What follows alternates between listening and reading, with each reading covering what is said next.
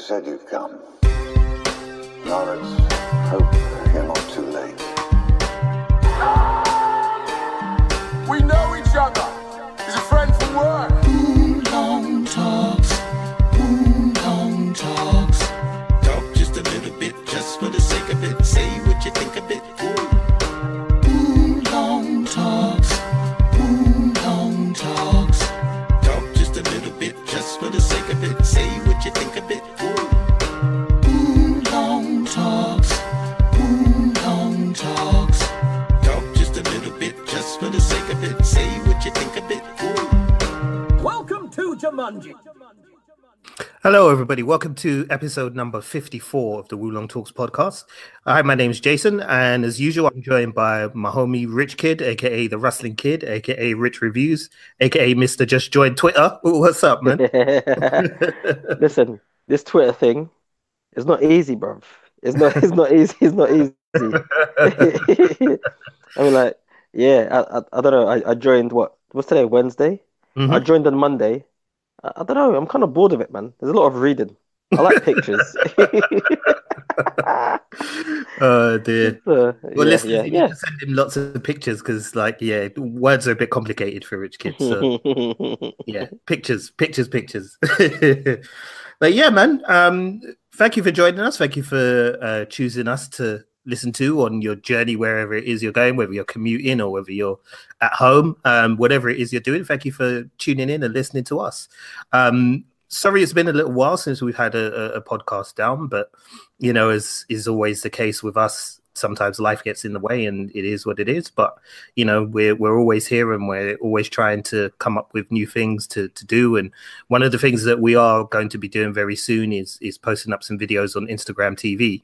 So for all of you Instagram followers out there who are listening to this, make sure you check out our channel on IGTV. We'll be posting up videos on there quite frequently, actually, very soon. So look out for that. And yeah, as I said, we'll be back in the swing of things with the podcast regularly, hopefully going forward. So yeah, you should have some good stuff coming your way. Hopefully you've been enjoying the Bebop rewatch as well. We should have another episode of that recorded this week too. So let us know if you've been listening to it, and if you've been watching the show as well. Because I mean, we've been really enjoying rewatching it and reliving the experience of it. So we hope you're doing the same as well. But yeah, Rich, how you been, man? What you been up to? Have you been doing anything geeky this past week since we last recorded? Well, has it been a week since we recorded? I think so. Yeah, since the last feels longer. Yeah. Oh yeah, since the Bebop one. Yeah. Okay. Well, I mean, since then, listen, you know what I've been up to, man. I've been killing that Spider-Man, and I'm hooked, and I'm hooked on Destiny 2, man. Spider-Man and Destiny 2, that's about as geeky as I've been getting, to be honest. Cool. What else? Have I watched anything? Iron Fist season 2, which is the reason why we're here. Mhm. And I've got about half an hour in to Solo, a Star Wars story. Okay. And yeah, but I think we can talk more about that, in another show. Yeah, for sure. We'll go yeah, over but all of that. yeah, but so far it seems to be quite an enjoyable romp. Is the best way to put it. And hopefully, it continues that tone throughout the rest of the film. But apart from that, yeah, that's about as geeky as I've been. Cool. I've still got a little bit of a pickup to do for my comic books for last week because I missed, and now this week. So that'll probably happen on the weekend when I take my boy to go and see Paddington in Paddington Station. So yeah.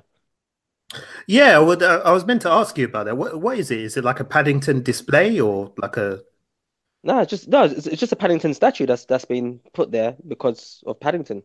I think Oh, it's been right. there for I think it's been there for time, Really? Yeah, I think it's been there for like years. In fact, let me Google this now while we're here. Because the thing is, I'm sure I've heard of it, but I've just been like, hold on, the fuck am I going to go see Paddington for?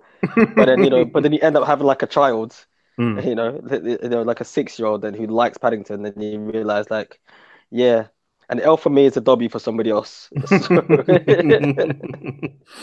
the joys of being a parent, man. Yeah, Paddington Bear statue in Paddington Station. Okay, so just bear with me, people. This is Paddington. It's where he found. Yeah, I understand. This is where he found 1958. Nope, that's when the story came out. Yeah, you know what?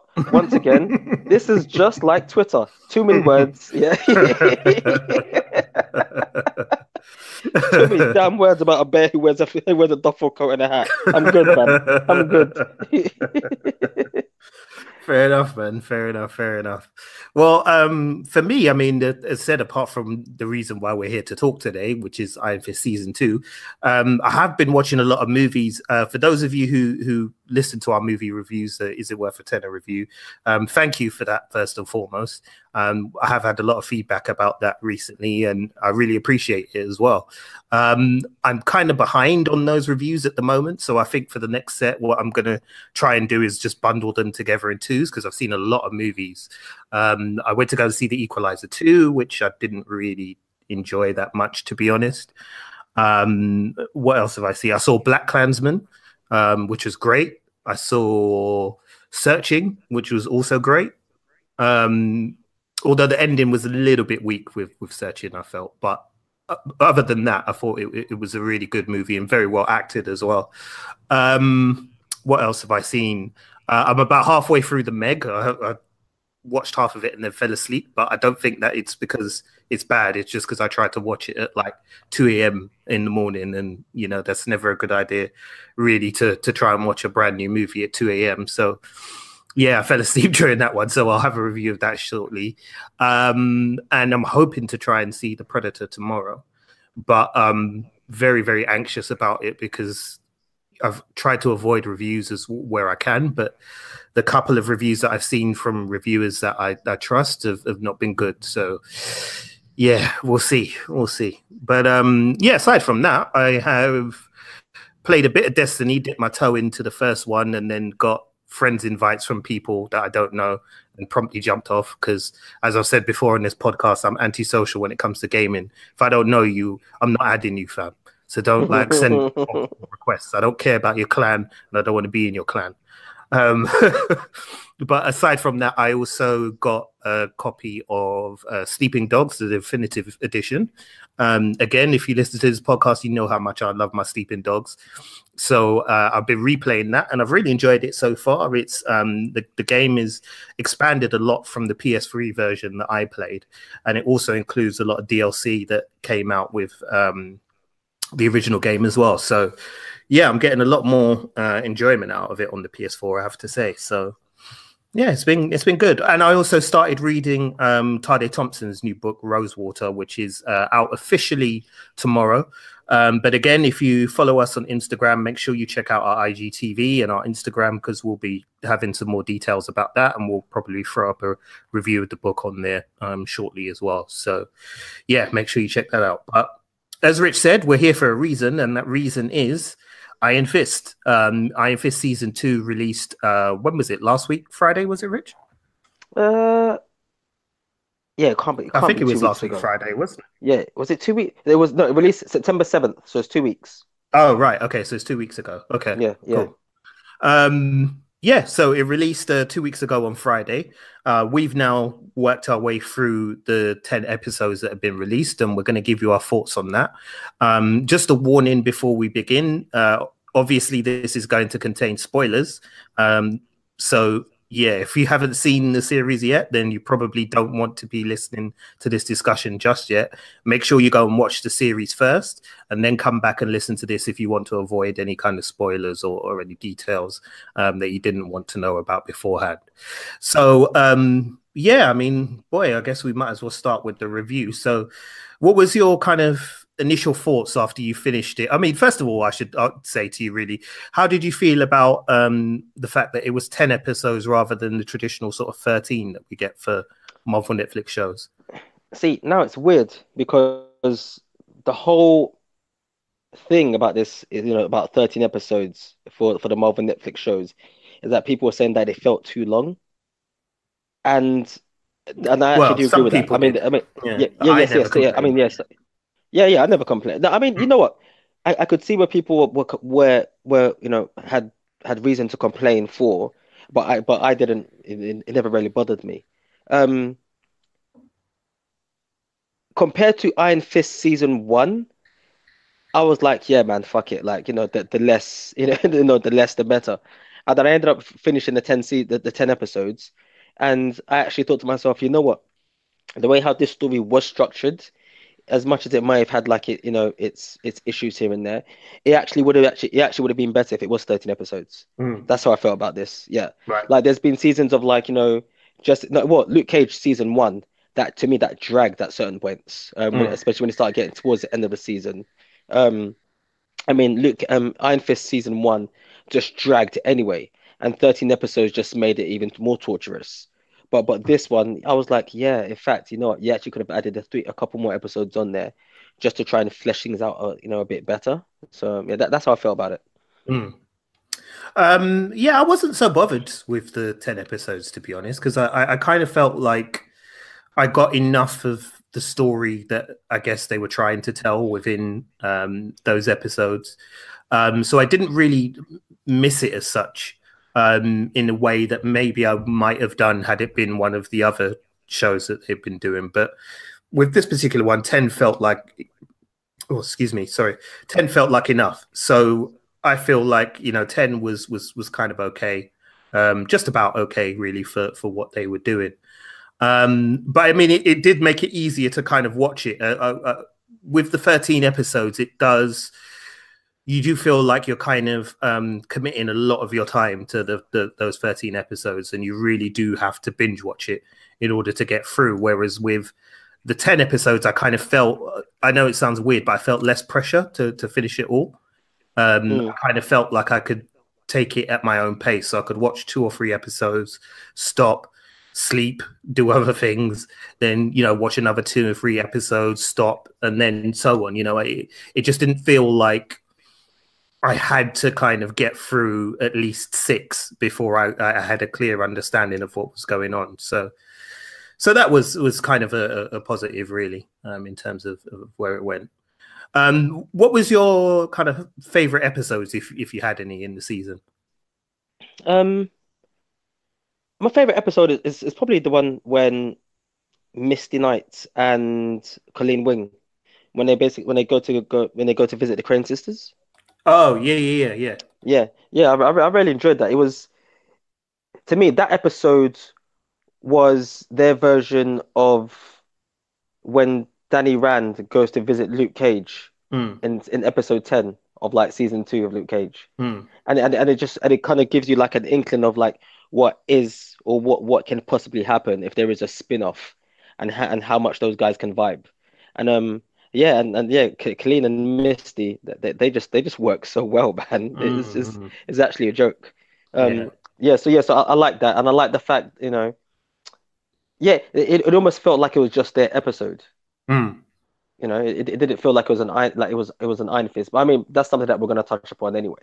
But it just felt like they finally got a time to really, really shine, and just them just going about doing their business. There's a bit where they're sitting in the car and they're just talking their talk, and it just felt like like a buddy cop movie, or like how a buddy cop movie should be. They're just having normal conversation. The thing I like about it is they're just having just normal conversations, and they're like, hey, look, there's some ninjas over there. Let's go find some ninjas. I like shit like that. Yeah. I like it when out of the ordinary stuff all of a sudden becomes ordinary. Yeah. So yeah, I reckon that well, I think that was my favorite episode out of the season. Yeah, I think I'd have to agree with you, to be honest. I think it's episode 6, the dragon dies at dawn. Yeah, yes, it is. Yeah. I did like that episode, for much of the same reasons as you. Really, I liked the chemistry that Colleen and Misty Knight seem to have. They just work really, really well together. There's a real kind of naturalness to the way that they are with each other as characters, which makes it believable that they would be friends. And as you said, they just kind of they play off each other really, really well. Like the scene in the car where they're kind of discussing, what Colleen wants to do with her future, and Misty sort of talking to her about police work and things like that. And I think she says something along the line, it plays havoc with your sex life or something like that. Yeah. And it just felt like kind of, it just felt natural, it felt like a natural conversation between these two people. And I really enjoyed that. And I like the showdown with the Crane sisters as well. Was that you? Would you say that was your favorite fight in the series as a whole? Um, you know what? Yeah, I think it is. Yeah, yeah. In fact, it was a toss-up between that and when Colleen finally fights against Davos's disciples. Mm. Um, or pupils, should I say, disciples? Yeah. Well, you know what? Well, Yeah, they are like he was almost. disciples because Yeah, yeah. he There was was a disciple. basically a cult leader, wasn't he? Yeah, At that yeah, point? yeah. Against the disciples in the parking lot.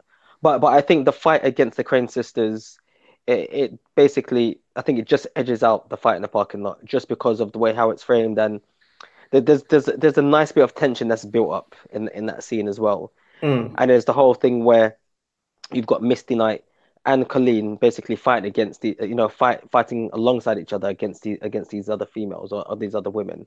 And I like that because it gave them both a chance to shine Mm. and express their own like body language through the fighting in the scene. So you've got one person who does the martial arts, and then you've got someone who's a bit more brash and a lot more heavy-handed.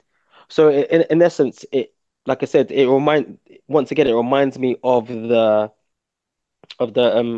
episode 10 of Luke Cage, where you're able to show the distinct difference between these people, but then but they have something in common. Is that okay? Well, we like to put a bit of a beat down on people.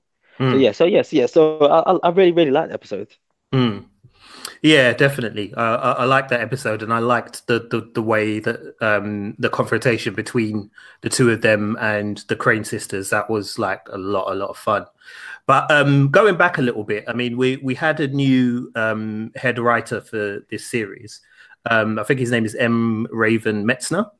Yeah, Raven. Yeah. And when he was kind of introduced to the fan world, I guess, at Comic Con. And the fact that this was at New York Comic Con when they announced Iron Fist season 2 was going ahead last year.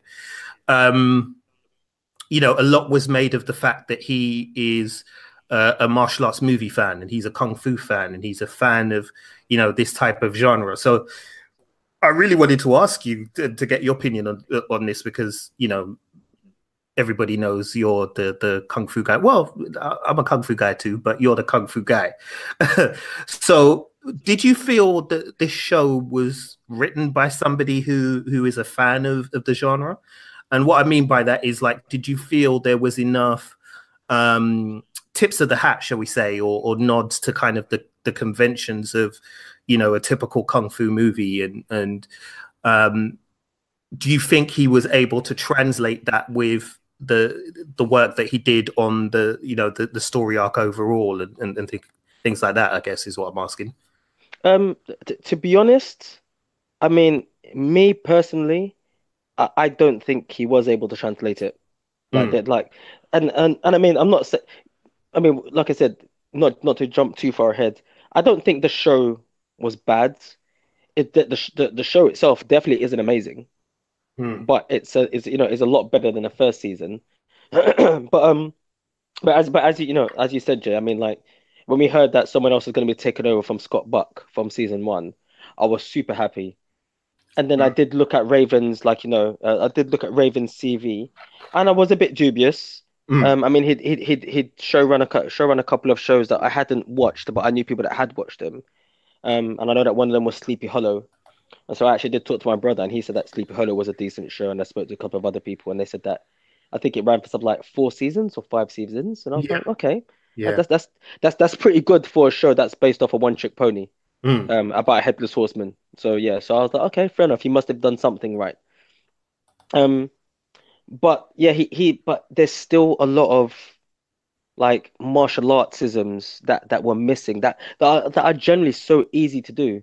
And to be fair, is actually as much as the whole show of Iron Fist probably had the hardest job of being translated onto screen due to like the magic and the mysticism behind Danny Rand and the magical city of Kunlun, and the freaking full breathing dragon called Shao Lao. At the same time, it's so easy to make it relatable to people who like to watch a bit of a throwdown on screen. And yeah, and I mean, yeah, he kind of just he kind of just missed the point. And I remember me and you, Jay, were talking, or I think I was talking with somebody else, and it's still something that's missing from that show that the other shows have been able to do so well, especially in their second seasons. Yeah, I think that Luke Cage is perfect in the second season in the way how it feels like a 70s blaxploitation TV show or film, you know, like the down to the music, down to the colors, down to the way how people talk and the way how the action and the way how it's actually shot. It feels a lot more confident in its second season. Same thing for Jessica Jones. Jessica Jones delves more into like the private investigator side of the character, which is basically what she is, as opposed to the first season. You know, you've got like in the second season of Jessica Jones, you've got like voiceovers, which harks back to to detective novels, but written by was it Mickey Spillane? Yeah. Mickey Spillane? Yeah, Mickey Spillane, with characters called Mike Cameron and stuff. I mean, Jessica Jones and that type of genre is more up your alley, Jay, but I know enough to be like, okay, that's the reason why they're doing this, and that's the reason why it works. And then obviously with Daredevil, you've got the whole thing of like, what they set out to do was we're going to make a show like Law and Order, and this person just happens to be a vigilante, and they're going to go side by side. Once again, perfect. But with Iron Fist, I mean, you could have done. There's so many things. I mean, just off the top of my head, I think there's certain things that should be done in a martial arts film or a martial arts show, and one of them should be that at some point your hero should have no top on and should be surrounded by people and have to have a fight. And people who might not know martial arts would be like, well, I don't know, what does that mean? And it's like, yeah, well, it's just a thing. You watch any Bruce Lee film, and at some point, Bruce Lee will lose his top. You watch a Jackie Chan film when Jackie Chan was younger, at some point, he would lose his top. Watch any martial arts films from the 70s, 60s or 70s or 80s, and there will be a scene like that. So it's those visual cues that you need to see, that to be like, okay, I know where you got that from. Even that, let's say it could even be like a little thing where Danny's like doing like a little move and he just brushes his nose with his thumb, and he can be like, yeah, that's a Bruce Lee move. And and the reason why I keep on citing somebody like Bruce Lee is because he may not have made, I mean, some people say that he's the best martial artist in the world. That's up for debate. But it's one of those things where I'll use him as a benchmark because he's he's basically the person that introduced martial arts to the West in the 70s. So he set up quite a few genre rules that a lot of other martial arts films might follow. So once again, you've got a blueprint there that you could easily just copy. And I think that the Raven, who the showrunner, I don't think he delved enough into it to make it feel like a martial arts show. Apart from the fact that people are doing martial arts and it's set in Chinatown, and there's a lot of Oriental people as cast members. Yeah, I think you hit on a fantastic point about the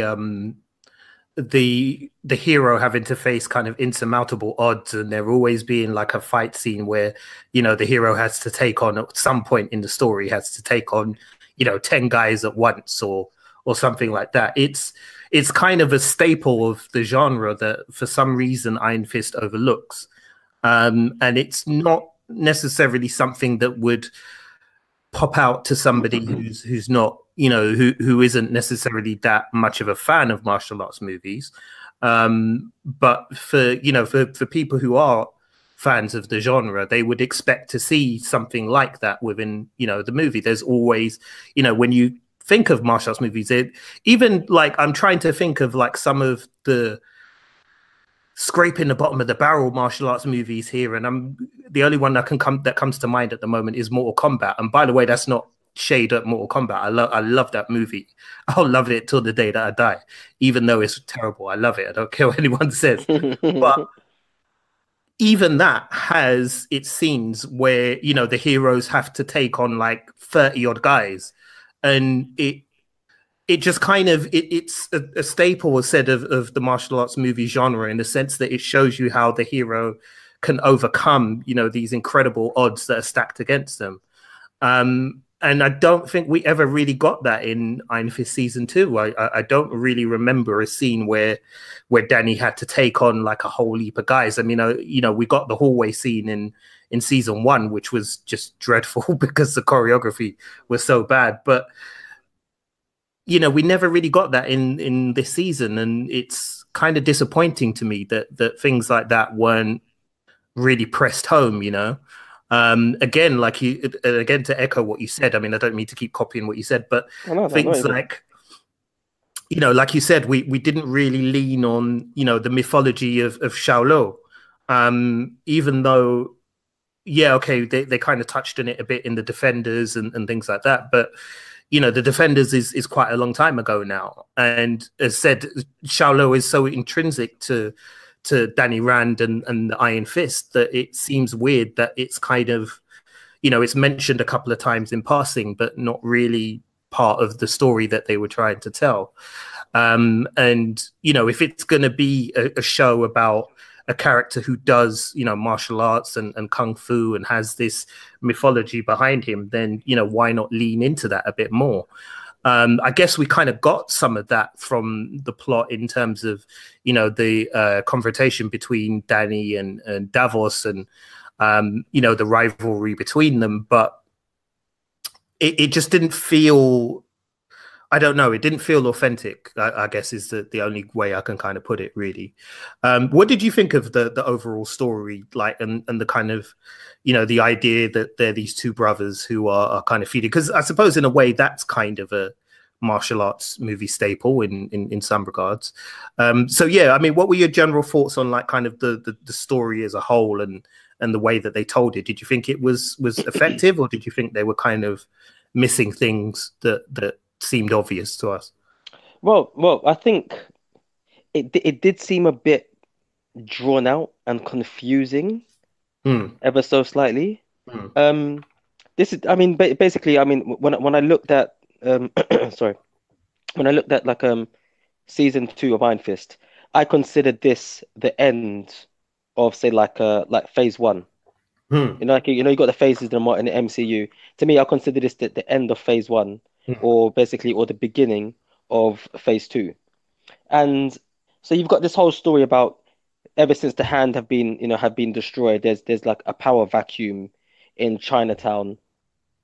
But then I sit down and I think to myself, and I'm just like, yeah, but the Hand wasn't just Chinatown. That the Hand were, they were a big organization.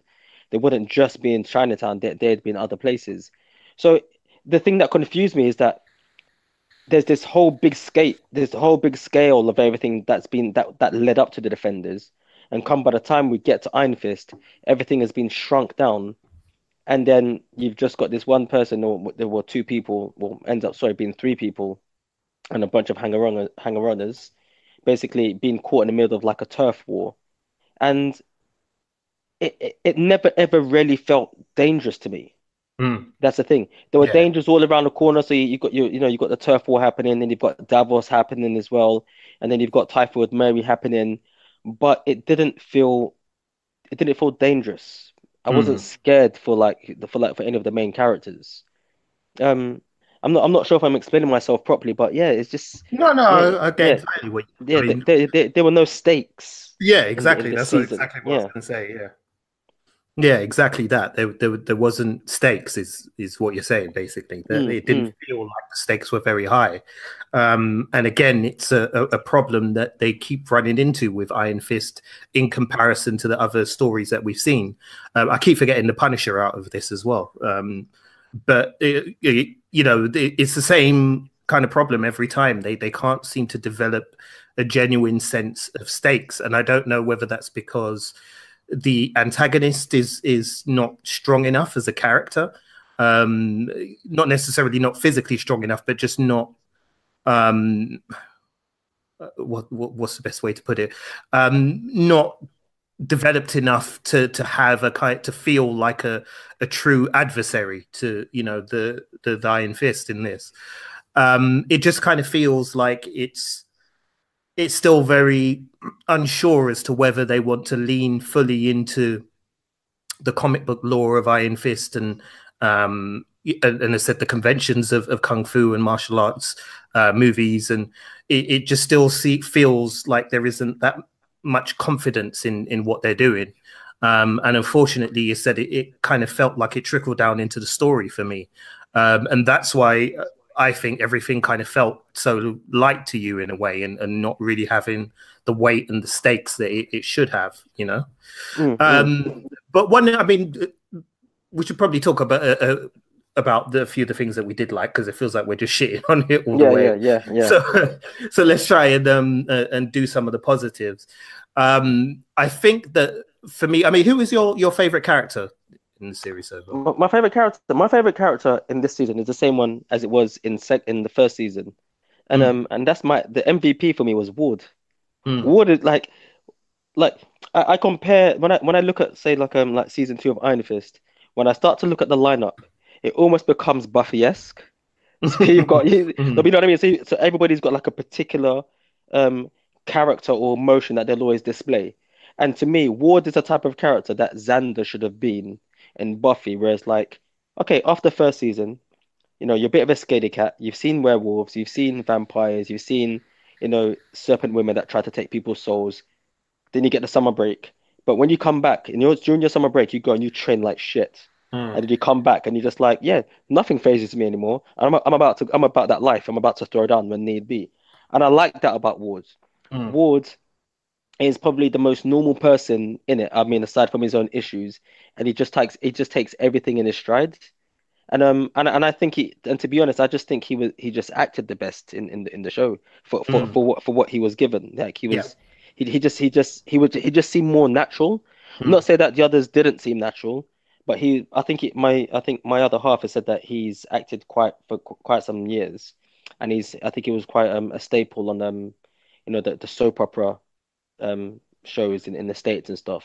Yeah, so, Tom Pelphrey is his name. Is it Tom Pelphrey? Listen, yeah. I'll call him Ward.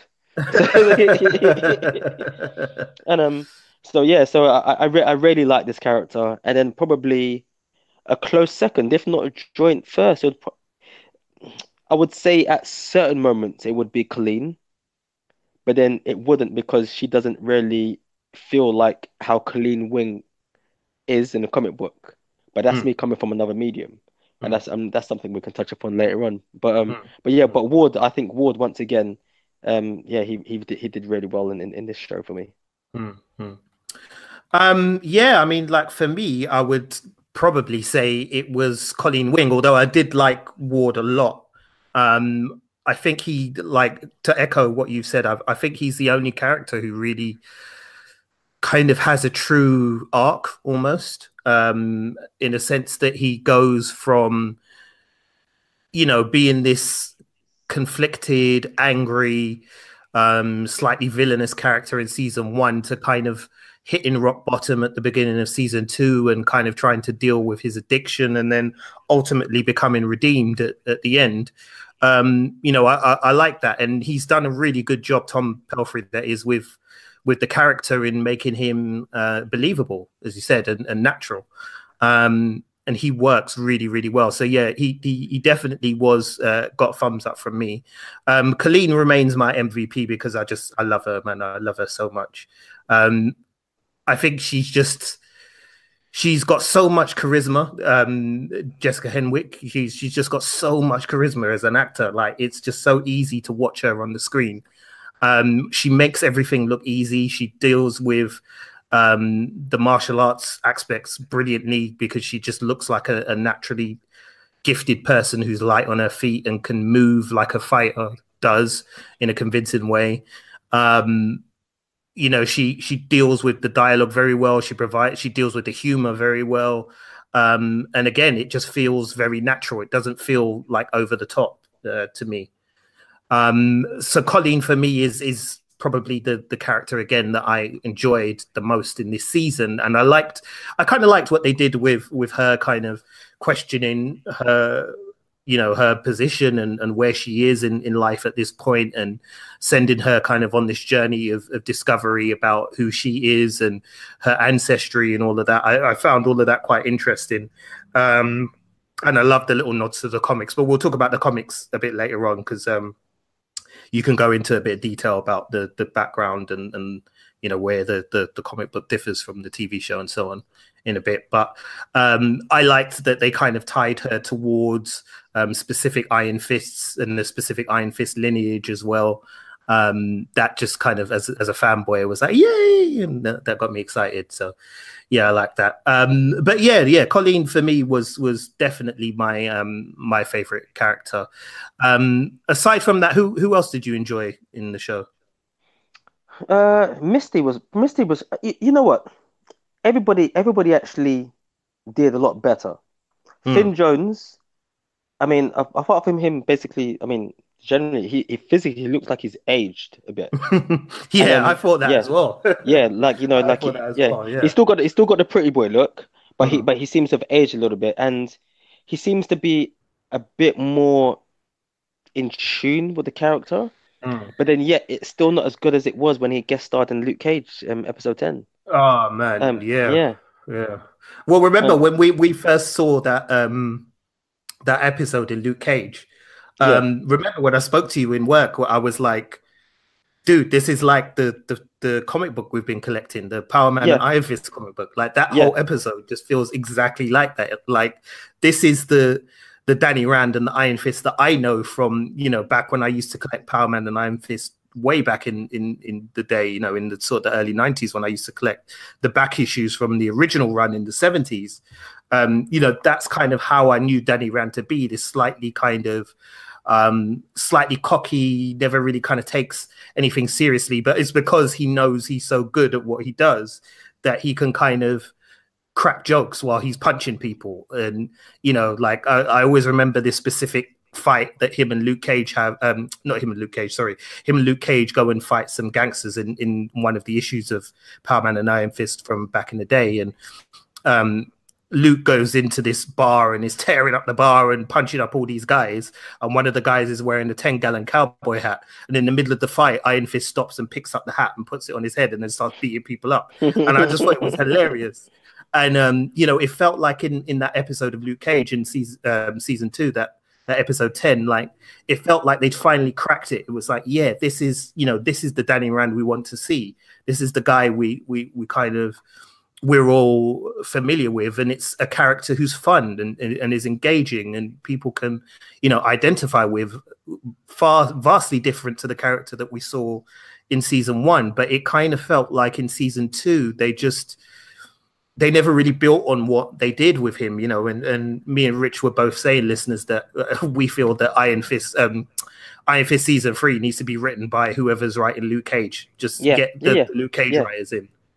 Because these guys obviously know what they're doing with that character, and they know how to put him on the screen in a confident way, where it feels like here there's still too much, I guess, not vulnerability, that's the wrong word to use, but there's still too much uncertainty around, Danny Rand and what he is and what his place is. And we went through all of that in season 1. We don't need to go through it again in season 2. Like, let's see something different. And yeah, I hear you. Like, Finn Jones is better in this. The performance is, the character is written in a lot less annoying way. He's not as whiny and as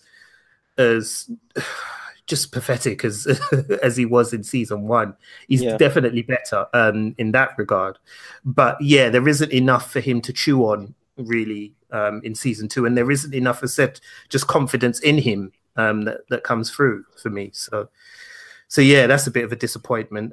You mentioned one of the other characters who's been introduced into this season, who nobody has really seen before, and that's Typhoid Mary. Now, that's her comic book name, listeners, for those of you that don't know, but we're referring to the character called, I think, Mary Walker is her name in the show. Rich, can you just do like a little bit of comic book background for who Typhoid Mary is? Oh, well, basically, I mean, if I remember correctly, I'm sure she's a mutant. I'm sure she's a mutant, and basically what she suffers from, well, what I used to call schizophrenia, but they call now dissociative memory disorder. Is that what it is? Is that what dissociative disorders is kind of how you refer to it now, yeah. So basically, so she suffers from, three different she has basically three different personas in her, and each persona, reacts, or can reacts in a particular way to different situations, and each persona actually has different skills. In the comic book, the thing that I love is that a couple of the personas actually have different powers. So one persona has pyrokinetic powers, in which she has the ability to control any form of like flames or fire with her mind, and then another persona has slight telekinetic abilities, so she's able to move things with her mind. So she has the same one of the powers that Jean Grey has, if anybody's a fan of the X-Men out there. Um, and she was basically I mean, I was first introduced to her in the late 80s, like early, yeah, before the early 90s, yeah, so late 80s. And she was basically hired as the Kingpin to become basically an assassin for him. So, and I mean, anybody who's a fan of like the Daredevil comic books will basically know that Typhoid Mary is basically she's originally a Daredevil villain. And there was a period She when, was invented by, sorry to cut you off, she was invented oh by yeah, Frank Miller, wasn't she? yeah, she's invented by Frank Miller. I mean, you could, So yeah, I really, mean, no, no, that's cool. Yeah, I mean, anybody who's a fan of the Netflix TV shows or is now a fan of Daredevil, if you want any form of background to some of the Daredevil shows, go and pick up the Frank Miller run. Frank mm, Miller's run is where he created the Hand, he created ninjas, he created Stick, he created Elektra, he created Typhoid Mary, and it's pretty much worth your time investing to read everything that he's done with that character. But there was a period when there was literally just this ongoing battle in New York, or Hell's Kitchen specifically, between Daredevil and the Kingpin. And Kingpin was just hiring all of these basically different assassins to try and take out Daredevil. And mm. Typhoid Mary basically happened to be one. And I find it quite interesting that they decided to take a villain from Daredevil and then introduce that person into Iron Fist. Mm, Um, mm. yeah, I mean, it works because they're both street level characters, but I don't know, it just feels like she would have suited the setting of Daredevil more, and it Mm, could have, and the way how Daredevil is set up as a show, they could have gone a bit deeper with how raw she is, mm, because in the comic book she's a lot darker. One of the personas, if not the main persona, has suffered abuse, mental and physical abuse by various men throughout her life as well, which is one of the things that fuels the character as well. Which is yeah, you know what? In fact, just thinking back to it, anybody who hasn't read Frank Miller's Daredevil comic books, go and pick up those lines. They're really really dark, but they're not dark for no reason. They deal with quite some, it's quite unspoken issues that you don't normally get in comic books, but is used within context of a really, really good story. mm, mm. Yeah, absolutely, listeners. That's definitely a recommendation. So if you haven't read those before, go pick them up. You can find them in Comixology, on the Comixology app. You can find them online at Marvel as well. Definitely go and read those books because they're fantastic. I mean, they're probably the books that made me kind of fall in love with Daredevil, the character. Really, it is probably that Frank Miller run. But yeah, you're right. I mean, I agree. I think Alice Eve is the actress who played Yeah, Mary in this, and I thought she was phenomenal. Like the performance is just wow, like so good. Like the way in which she portrayed the dissociative disorder and the multiple personalities on screen was excellent. Like, every time she was on the screen, I was truly gripped by what she was doing. But yeah, it just, I don't know, maybe it's the comic book guy head, like in my brain. I was kind of like, but this doesn't fit. Like, she's not supposed to be an Iron Fist. It doesn't make sense. Like, and they used the character, reasonably well, I think, in the show. But it just seemed odd to me. Like, it kind of felt like she belonged more, like you said, either in Daredevil, or where I would have loved to have seen her was in Jessica Jones, because those two characters have history in the current Marvel continuity, and they actually play off each other like brilliantly well as well. You get some serious banter between the two of them. yeah, So yeah, even in Jessica Jones, she could have appeared in there, and that would have been like fascinating to me to see those two kind of go at it. But yeah, it did feel a bit weird that she was there. I don't know why that is. I don't know if that's necessarily because something was wrong with the way that she was portraying the character. No, I don't think it was. I don't think there's anything wrong with the way she was portraying the character. I think it's just maybe the storyline that they were telling. It kind of felt a bit odd for her to be there. I guess the best way I can explain it is, to me, it would be like if Bullseye showed up in that season. Yeah. Would, there's part of me that would fanboy out, like, oh my god, it's Bullseye, but then there'd be another part of me, but that would be like, but wait, why are you here? It doesn't kind of fit with the character that I know from the comic books, and also the character that is being portrayed in the series. So yeah, that was that was a bit of a confusing one, really. It was a bit of a confusing one. The other characters, I mean, Davos, I thought walked a very fine line between being very stoic and warrior-like and being very bland and boring. And it's a thin line. It's a really thin line. And I feel it a bit for the actor, Sacha Dhawan, because I don't think he did anything wrong at all with the character. I think he was certainly on a physical level. For me, he really embodies Davos, the sort of leader of the Steel Serpent there. He really does embody that in a great way. But I just kind of felt like, again, because of the way his character was written, it was very dangerous. It kind of felt like in some scenes that, oh god, this guy is like so emotionless that it's like it's becoming ridiculous to watch. But I felt he did an okay job, and as I said, physically, I think he, I really enjoyed his martial arts scenes. I really did. I really got a real sense of his power, especially when he eventually steals the power of the Iron Fist and he's using it. I got a real sense of just how powerful he was. And his movement was so economical, and it seemed like the fighting style was telling us exactly what we needed to know about this character, which is what a good martial arts scene should do. It should tell you through the martial arts exactly what you need to know about this person's character. And I felt that in the fight scenes that he had, it did that. It showed you how he doesn't waste movement, time, energy, and things like that. He's singularly kind of focused on his goal. And so, I enjoyed those kind of aspects. What did you think of Davos? Because he's pretty much like I guess, I mean, you can correct me if I'm wrong, but he's probably like Iron Fist's biggest villain, right? Yeah. I mean, like he's basically the nemesis of Iron Fist. Like you said, I mean, the character was okay, but like you said, but there was a blandness to him, but it was weird because he was so bland that it got to some point that he was just like over emotional. And the other thing as well is that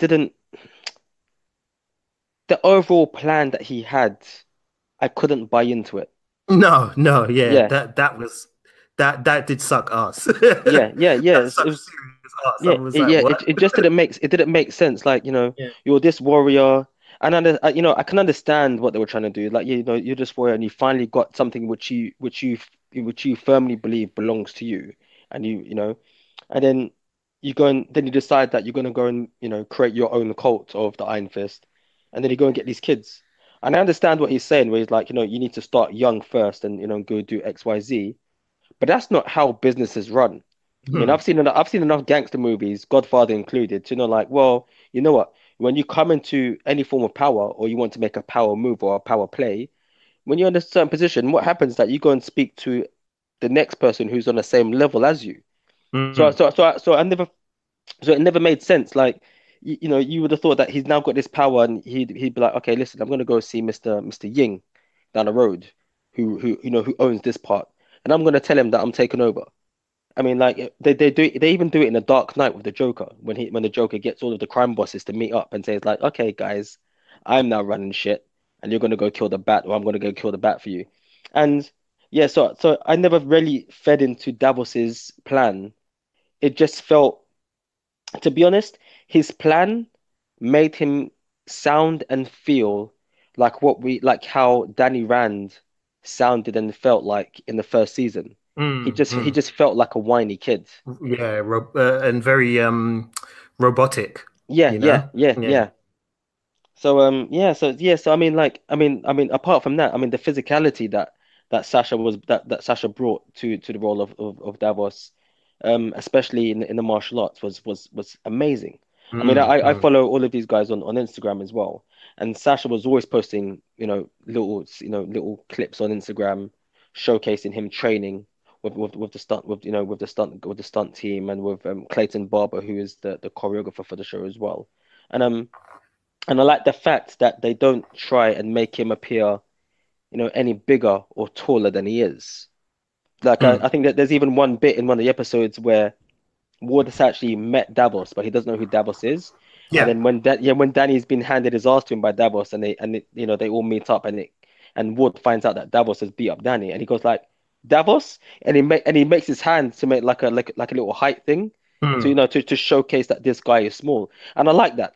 So mm. because they could have easily just got someone who is just like, looks the perfect way in an XYZ, and like, okay, he has to be 6 foot, he has to look like this, he has to have a scar. And they're like, no, we're gonna choose the best person for the job. So as much as I like have a couple of issues with the way that the character of Davos was portrayed, everything that he was basically given, I think Sasha basically still smashed it out the park. Mm, mm. Yeah, yeah, yeah, absolutely. I mean, this is not I certainly don't intend for this to be a criticism of him personally. I don't think that he did anything wrong at all Mm, in terms of what he was given. He worked with what he was given, and he did as good a job as can be expected, really. And as you said, with the martial arts, he was terrific. He was for me, him and Colleen Wing, Jessica Henwick are the two people who look the most natural when it comes to doing martial arts on the screen. And it's the most enjoyable, and I enjoyed the martial arts the most when it was those two who were involved. So yeah, I mean, kudos to him definitely for the what he brought to the physicality of the role and to the character. Unfortunately, it's more just the way that the writers have chosen to use his character that's, I think, has caused the problem there, really. mm, mm. It was nice to see Turk. It was Yeah, good to see Turk pop up as well. I like that. I'm wondering if Turk is now going to replace Claire Temple, because it seems like, yeah, that's what I thought. yeah, because sadly Rosario Dawson is no longer going to be part of these shows, and I'm still kind of heartbroken about it, and I know Richard is too. Yep. But yeah, Turk was popped up in there and had a nice little cameo as well, which I enjoyed. So yeah, man, keep the Turk cameos coming. That's cool. I like Turk. What else was there? Were there any other characters? Some of the other underlings I thought were a bit kind of like, nah, again, were a bit sort of bland. I mean, I guess they were supposed to be underlings and throwaway kind of bad guys, so they didn't really need to go into too much detail with them and with the characters and so on. But yeah, they just felt a bit randomly sort of interchangeable. At certain points I forgot, because there's two factions in the story, listeners. There's what is they called? The Hatchets, and then there's the Iron. Is it the Iron Tiger? Yeah, the Golden Tigers. Golden Tiger, that's it. Yeah. Sorry, the Golden Tigers. So they're two, kind of triad criminal gangs who are competing for control of Chinatown, and it felt to me like a lot of them were just interchangeable faces, man. I mean, I know Yeah. there was Mrs. Yang, I think her name was, who was one of the head of, I think, of the Hatchets. Was it? She's the Yeah, head of. yeah, she is the Hatchets, yeah. Oh, maybe, or maybe Um, not. I don't. You know what? Dude, Well, this is the thing. I mean, that this just is shows people. yeah, exactly. This is the point. I mean, that's exactly the point I was going to make. They become so interchangeable, and so it's so difficult to differentiate between which one is which that you kind of forget who's who. But at certain point, so yeah, I didn't even I didn't even clock which gang she was the head of, really. But yeah, she's head of one of the gangs anyway. But yeah, I felt it was. As said, they were just a bit too interchangeable for me, and a bit too kind of, and you've got this gang over here and this gang over there, and don't worry about any of their names. You just need to know that they're there, and that I felt a little bit shortchanged with, really. And I'm guessing you felt the same. Well, the thing is, yeah, I mean, I did, and I think a way how they could. Well, what it was is that they felt interchangeable. That's number one, and number two, they didn't feel like there was enough of them.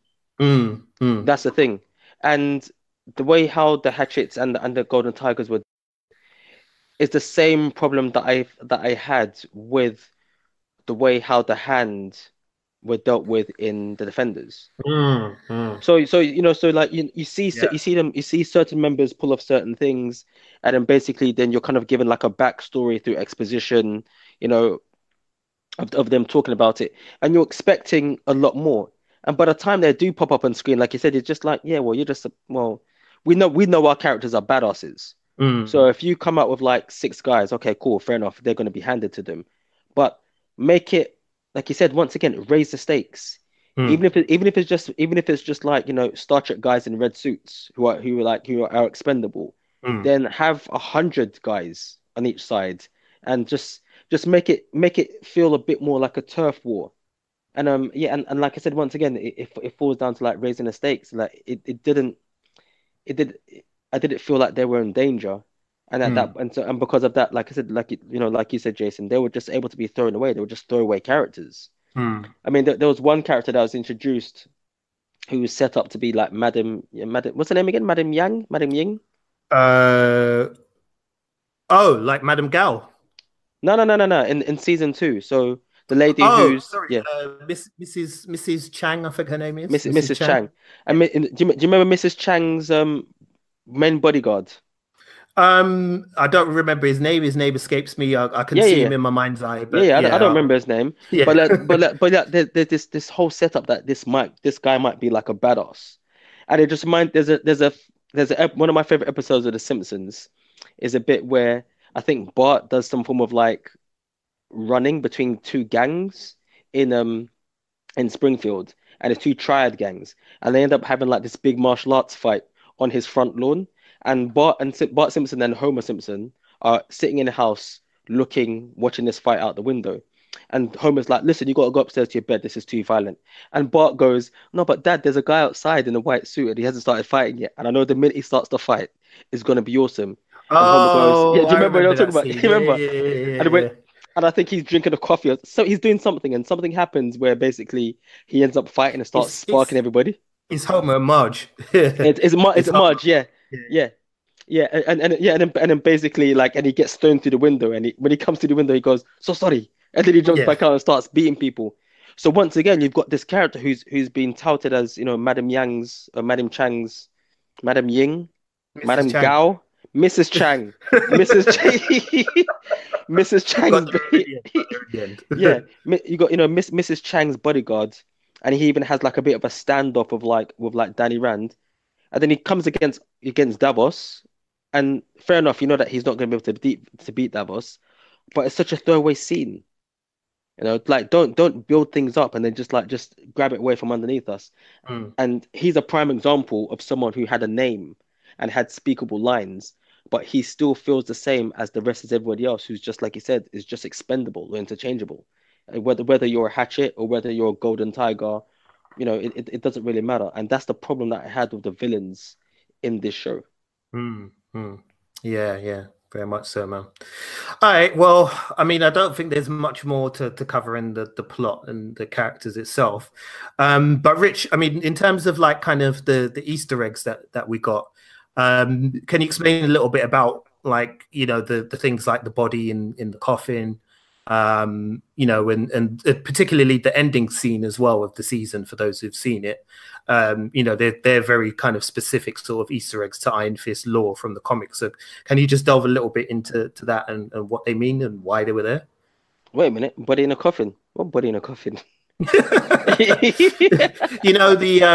When Davos goes to take the dragon tattoo off of the chest of a dead holy Iron Fist shit, in the coffin. hokey smokes. Okay, yeah. All right, yes. So basically, I mean, I can't even remember if they make this a thing in season 1 of Iron Fist. But basically, as far as we know, there have been 66 Iron Fists throughout time. I think they make a slight reference to it in season 1 because remember there's the footage that they show in black and white of some Iron Fist fighting Nazi soldiers. So yeah, you do get like a tiny reference to it. Yeah. Well, basically that footage that you see in season 1, if they're going by comic book lore, that actually is Orson Randall. Mm. Yeah. So So basically, so the body in the coffin is is another Iron Fist. From what period we don't know, and that's what they used to get the power, which I found quite, that did excite me a bit because I like the fact that they're kind of delving into the history of the Iron Fist, and in fact I think, and me personally, I think going back to the whole thing of like maybe making the season like, I mean, in fact, are we actually going to talk about things that we would have done to make the season better at some point? Yeah, I think we could do that on a separate recording. Yeah. Okay, yeah. Okay, all right, yeah. So I love that thing of like just once again bringing home the fact that Danny Rand isn't the only Iron Fist, and then obviously you've got the whole thing of Colleen now being an Iron Fist. Although I actually don't believe that she has the power of Shao Lao. I reckon she is she's a descendant of one of the immortal weapons, which we kind of saw in season 1, but was actually one of the most piss poor things I've ever seen on television. And to top it off, was actually directed by the RZA. So if anybody remembers, in season 1, there's a bit where Danny has to go through these trials and he has to fight against these different gatekeepers. And basically what it is, don't remind people, man. and what it is, and then each of those characters is a defender of a city. So for example, the Iron Fist is the defender of the realm of Kunlun, and so like, and any other immortal weapon is a defender for their realm as well. So I reckon that's what Colleen may be. I don't reckon she actually has the Iron Fist. I just think that they just think that's the way because there's been some form of like miscommunication in the translation of whatever they found or whatever they read on the back of that that coin. The Easter egg at the end with Danny shooting the 2 guns. I mean, that's just a bit of like, once again, it's a bit of a hark back to the Matt Fraction run in which the character of Orson Randall is actually introduced, and he's someone that has basically read the book of the Iron Fist. And he actually knows quite a few more techniques, or quite a lot more techniques than Danny Rand does. And one of them is basically being able to channel the Iron Fist power into weapons which aren't actually attached to him. So, they make reference to a character that in season 2 who Colleen is actually a descendant of. And in the comic book, she uses a bow and arrow, and she's able to use the power of the Iron Fist to charge the bow and the arrow and to fire flames, flaming arrows. So so I mean, those are the Easter eggs that I saw. There was another Easter egg which I'm not sure if I'm actually correct about now, but there's one bit where Mrs. Chang finds a dead body and sees a playing card, and I thought that might be Bullseye as like a teaser to Daredevil season 3, because that's meant to be the main villain. But nobody seems to be really kind of backing me up on that. So I'm just going to keep that, that thing to myself until I'm either proven wrong or I'm proven right. Cool, man. Thank you. As always, as you know, Richard is our resident comic book encyclopedia, and he's now on Twitter as well. So if you have some questions about what you saw in Iron Fist, feel free to holler at him, man, and let him know. And I'm sure he'll help you out with that. Yeah, so what's your final score, I guess, overall for this season? I would give it a C-, which is good because first season would have got like a U. Yeah. What, a big fat F? Because F means that you turned up and did shit. Nah, fuck you. Like, U means that you didn't even get your name right. Like you spelled like yeah, you put numbers instead of letters. Your name should be, yeah. No, I hear that. Yeah, I think I agree with you. I agree with C- as well. I think that's fair. I think there are some things. This season's definitely an improvement on the first season, on some levels. But it feels like there's still work to do for me to really kind of get this character up to the standard that, well, the show really up to the standard of the other Marvel Netflix TV shows, really. So yeah, I would agree with that. Okay, listeners, well, we'll let you know how you can get in touch with us at the end of the podcast, so make sure you're listening.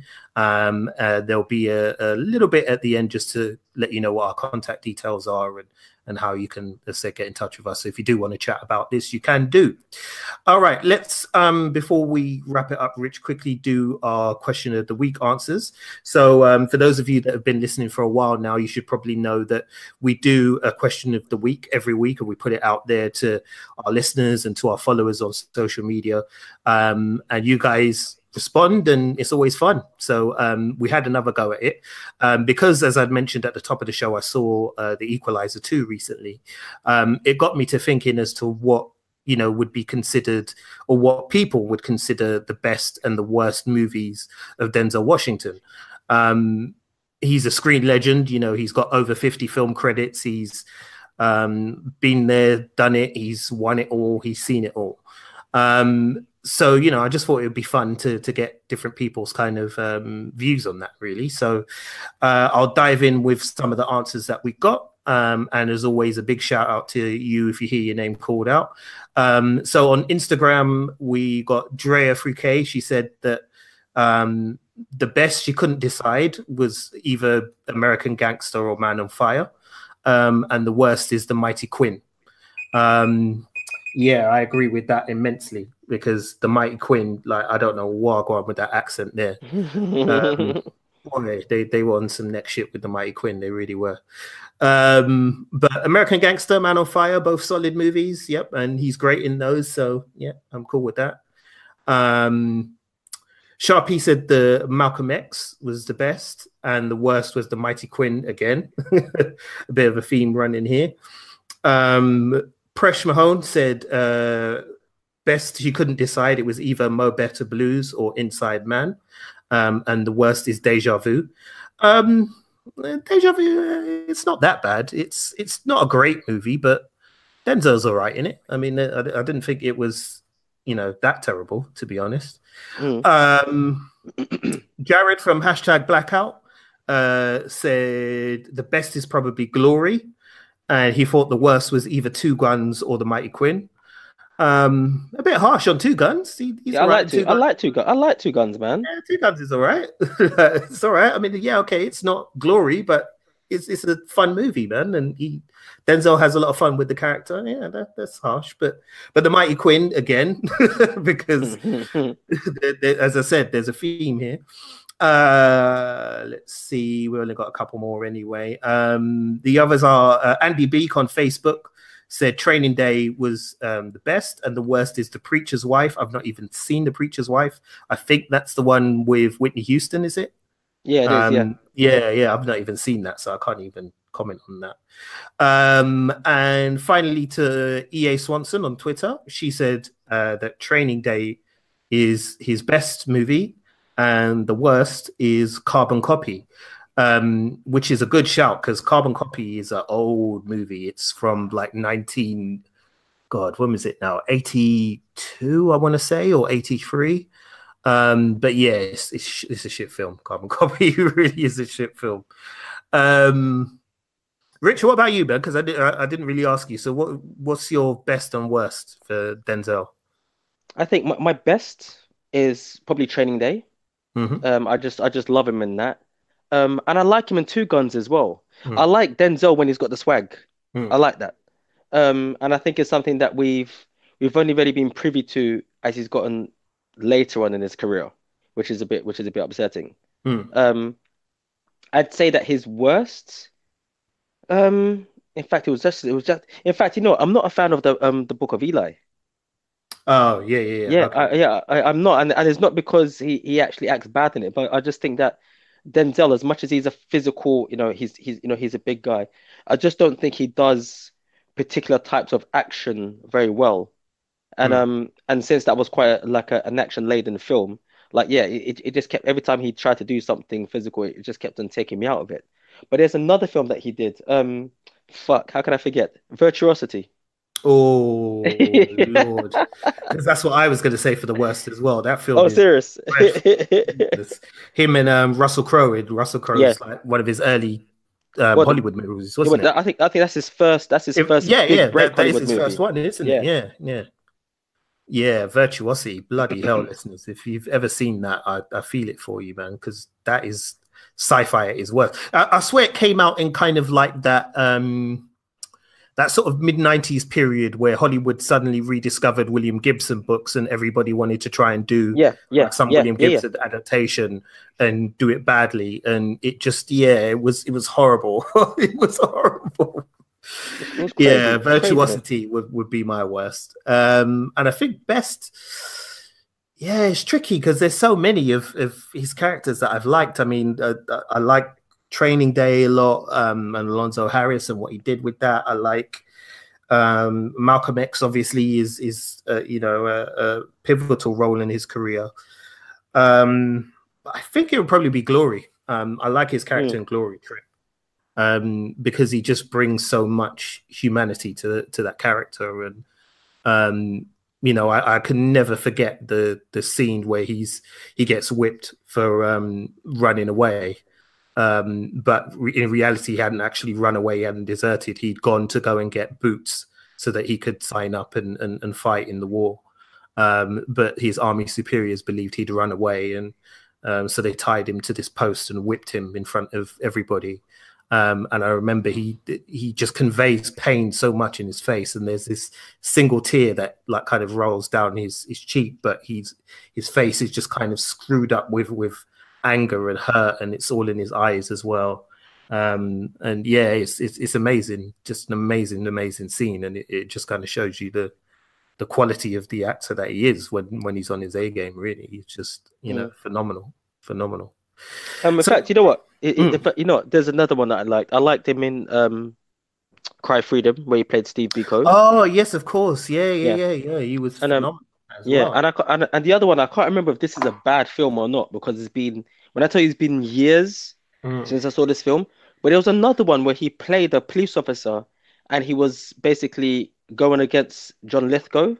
Ricochet. Ricochet. Oh my days. Oh my days. Oh my days. Listen, that film there. I love that film. Yeah.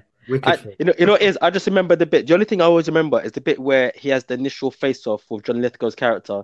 Yeah, it's at a fairground or something like that, isn't it? Is that a fairground? Yeah, and he makes him strip. Yeah, and he makes Denzel watch it. And the thing is, and I mean, no homo, not that there's anything wrong with it, but once again, I remember when I think back to it, I remember seeing a black actor in a position of power. And there's a bit where he kind of, he strips, and the way how he's controlling the situation, and he's like, okay, listen to me, man. Listen, I'm here. I've got what you want, X, Y, Z. You don't believe me? I'm going to do this. And he takes off, and he slowly starts to strip, and even where he's in the position of basically like, being quite vulnerable, he still seemed quite strong. And my memory of that, when I think back to it right now, is that I don't remember seeing or having that representation of a black man on screen in that way, which is really weird just thinking about it now. And I remember and seeing and Denzel, like, because at that point when I think back to it on TV and television, you didn't have black characters like that. They were always a sidekick.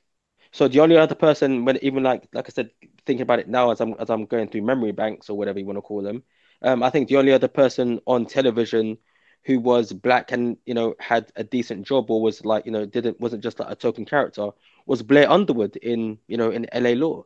So I think Ricochet holds like I haven't seen it in years, but that holds a little special place in my heart just because Denzel is just a badass in that. He's like the original Wesley. Like in that film. Yeah. Ricochet is a quality film. Definitely check that out, listeners. I mean, that Ricochet is a little action movie. It kind of came out around the time of Die Hard, so you started to get a lot of these kind of concept action movies come out around that period. And Ricochet, is an overlooked classic, man. It really is. It's a lot of fun. As you said, it's Denzel Washington and John Lithgow. Like, what more could you want? Do you know what I mean? Like, really, what more do you need? That, you know, that's imagine those two just chewing up scenery together. It's brilliant. Yeah, so that's it, man. We'll wrap this episode up. Thanks a lot for listening to us, folks. Make sure you subscribe to all of our podcast channels if you like what you hear. Rich Kid, where can people shout at you on Twitter now? Rich, Jesus Christ, I need to find it. It is Rich_reviews 266. Cool. There you go, people. So yeah, you know where to go and have a shout at him, as said on Twitter. Make sure you send him lots of pictures as well. Yeah. Before we go as well, we'll just say a couple of quick thank yous. Firstly, to Rob Wade from Emotionally 14. We are now E14 endorsed. What that means, well, you'll find out when you listen to the end of the podcast and you listen to our trail there. But make sure you look out for Emotionally 14 on social media. Also, big thanks as always to the Britpod Scene Collective as well for their support. And as I said, don't forget to check out our other podcasts as well. The Bebop Rewatch will be back this week. So we're up to session 6 at the moment, and that one should be a really good one as well. So make sure you jump all over that too. All right, I'm out of here. Let's say goodnight. Rich, say goodnight. Good night. And it's good night from me. Take care of yourselves, people, and we'll see you next week. Thanks for listening to us.